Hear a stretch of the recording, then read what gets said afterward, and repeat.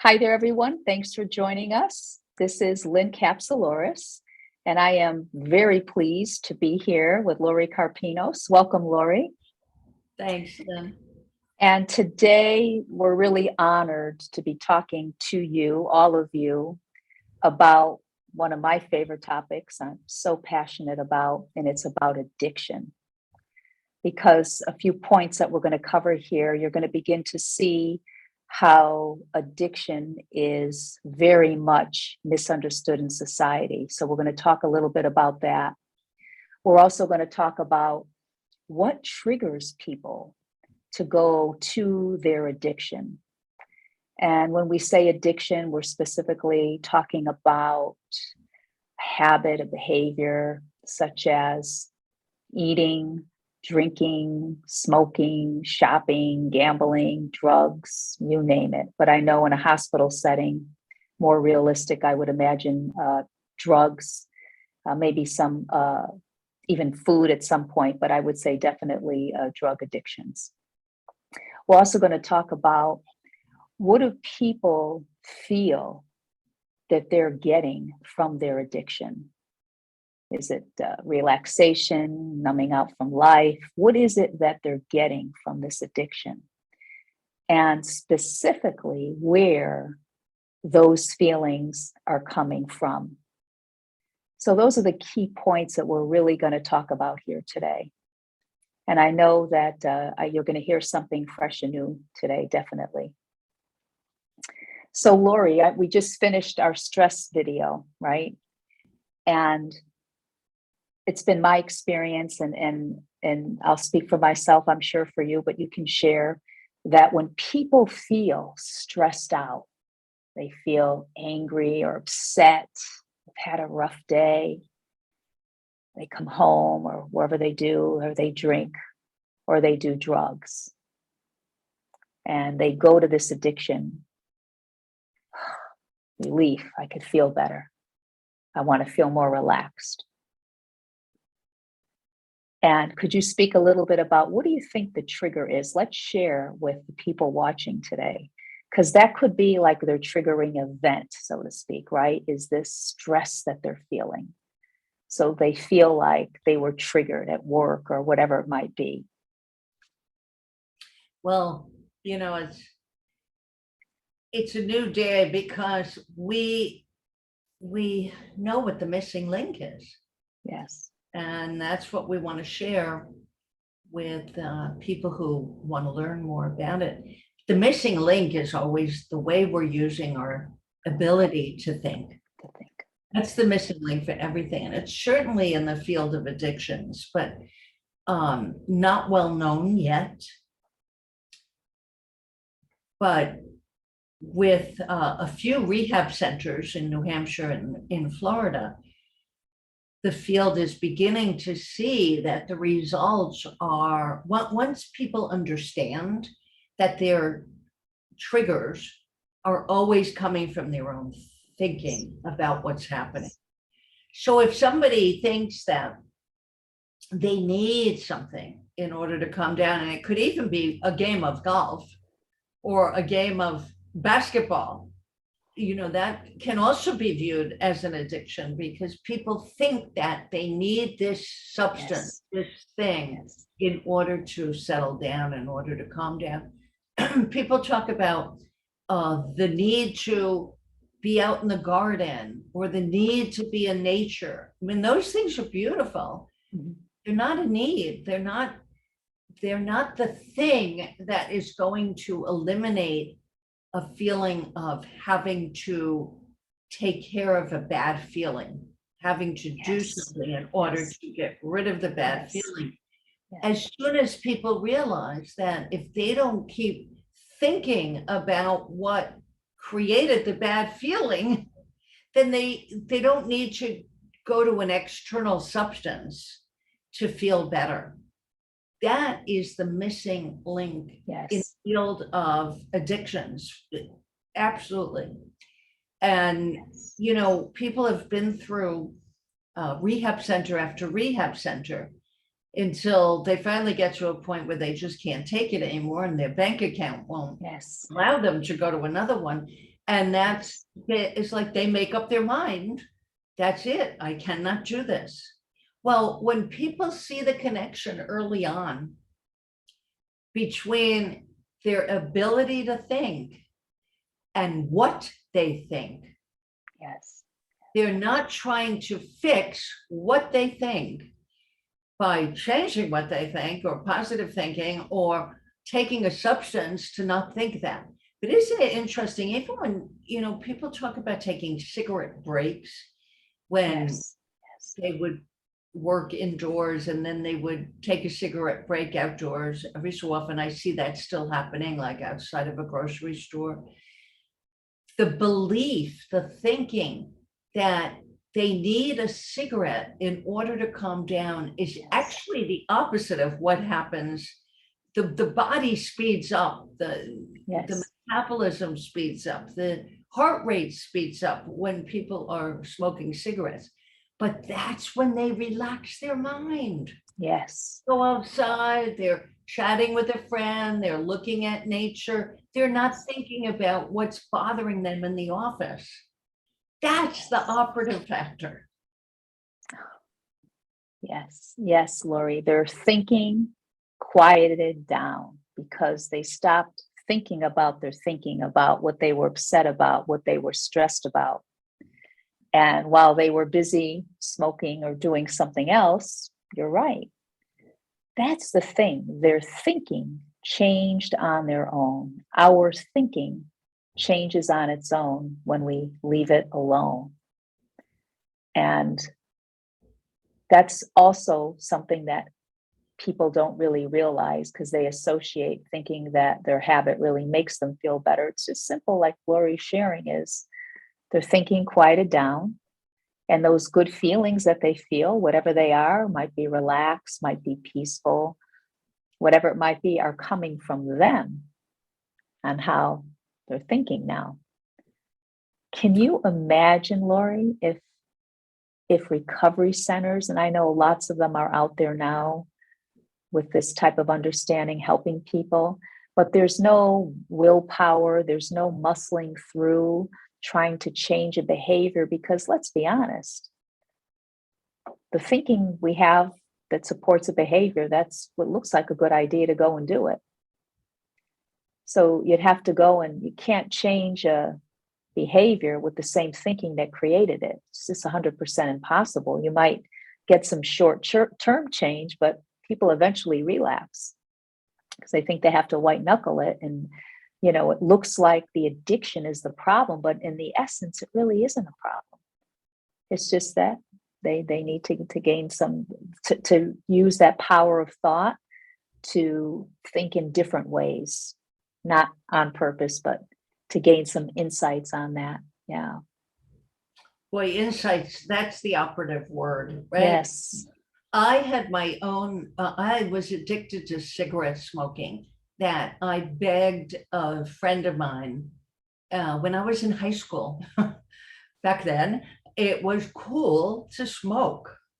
And I begged, and it was disgusting. I can almost remember how awful it was to learn how to smoke cigarettes. It was so ridiculous to look back on it. And I tried to quit. I can't tell you how many different ways and times. And something happened to me. It was early on when I started learning about this understanding about thought. And I went to sleep. It was the weirdest thing. I woke up in the morning and I remember sitting straight up and I had this thought. What are you doing, Lori? You're not a smoker. That's not who you are. And it was over. Wow. I'm telling you, I did. And this is very unusual. I've heard a million times people say, well, that's impossible. But I can tell you, that's what happened. I mean, there's even more to the story, but it's quite a story. But that is what happened. I never had another urge. I did not have to use willpower. Willpower did not work for me. I tried that. It's only temporary anyway, willpower. Yeah. I had a deep enough insight that came through the power to think that woke me up. Yeah, But that's see, incredible. without the understanding about thought, that may have happened in, you know what, I don't know if sitting up in bed, I don't know if that, who knows how that works. There's some things that we'll never understand about the mind, you know, because it's bigger than us. But just, I know for a fact that it had to do with an insight about the workings of the mind. How Absolutely. thought gives us a Yes. real Yes. true feeling like we are living in a fixed reality, not realizing we're living in our thought created reality. Exactly. Exactly.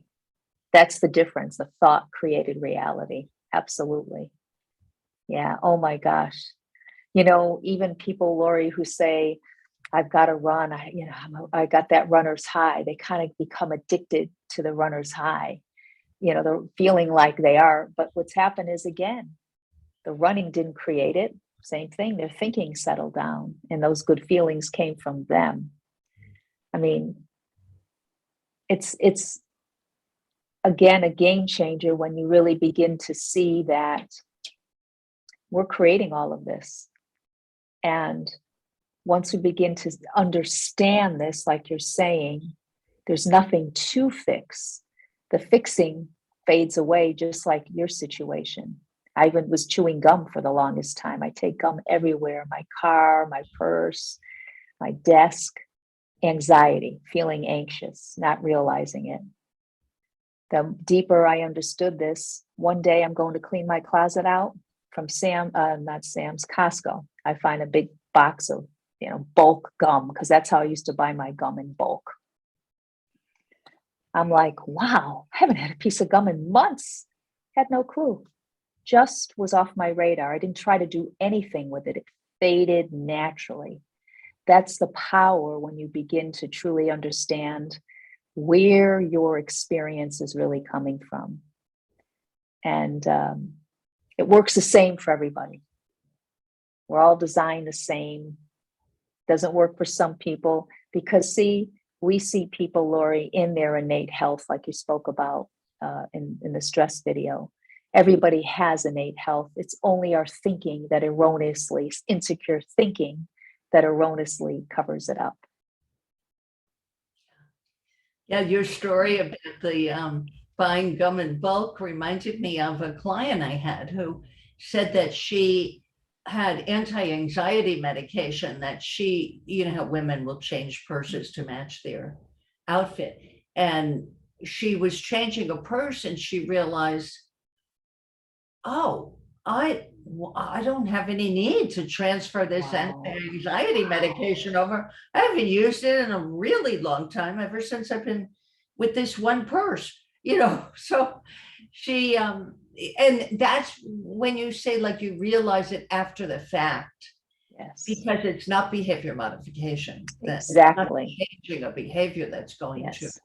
change for Nothing. good across the board. Exactly. Sustainable change. That's what we're speaking to, that with understanding how thought works, you'll find change is sustainable over forever. Exactly. Exactly. Exactly. Where when people are trying to modify or change their behavior as if that was the real problem, it's very temporary. Unfortunately, you hate to see people struggle, but they end up going backwards, back to their regular schedule program, because they don't have a new level of understanding about it. They don't have a new level of thinking. And it's impossible to change a modification of a behavior with the same thinking that created it. It only leads people back, unfortunately, to the same place. I used to work with women who said they were, addicted to sugar and food and all of that. And I used to ask them, what meaning do you give to food? And so, what do you mean? I said, well, why do you emotionally eat? What is it? Oh, that's easy. I eat because I'm bored, or I'm stressed, or I want to feel loved, or I want to feel comforted, or just to literally relax. So it's the meaning that we attach to something innocently. And we think those good feelings are coming from that habit behavior. Fascinating, isn't it? And the meaning we attach to things, it's more thinking. It's how we're using our Exactly. ability to think Yes, to create absolutely. meaning. Exactly. Exactly. The ingredients that were the feeling ingredients that we're putting into it. Absolutely. Yeah. Yeah. Crazy. Crazy. But we're lucky that we are living at a time when, every field has its evolution. Yes. Look at the field of medicine when it until they realized that pus around a wound did not mean that it was healing. And they realized it's time to wash hands because of germs. But that was not at the beginning of the field of medicine. Yes. Right. So it evolved. And we have this evolution in the field of psychiatry and psychology, whereby we have come to see that all of life is coming through us, Right. through how we perceive things, how we think of things. Even though it looks like it's just one static reality out there that we are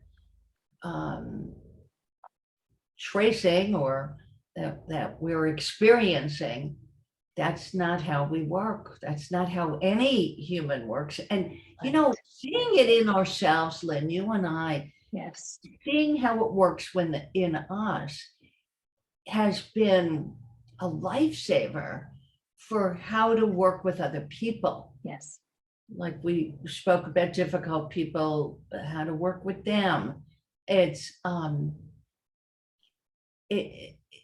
it's just such a game changer, not only for yourself, but in your dealings and your relationships with everyone in your life.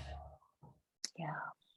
Absolutely. Yeah. Life only gets better when we have this because, we're really made to live more from the natural flow of life, which is this present moment that we speak of, moment to moment. That's all that there really is. And, the more that we live from there, habits don't live there. Habits, there's no place for habits there. We're always speeding up to thought. It looks like life, we're on a train, and it looks like life is moving fast. It feels like life is moving fast. But in essence, we're just in some thought storm, speeding up to thought. And when our mind quiets down, then we're just slowing down to peace for everybody. That works the same for everyone. Yeah.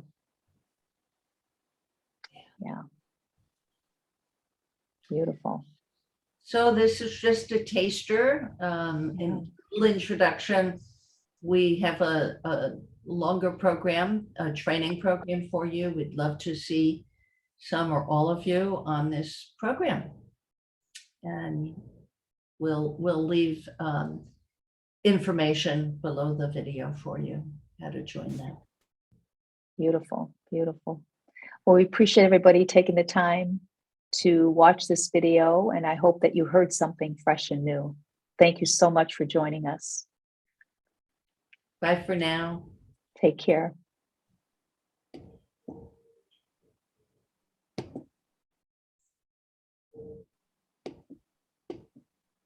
There we go.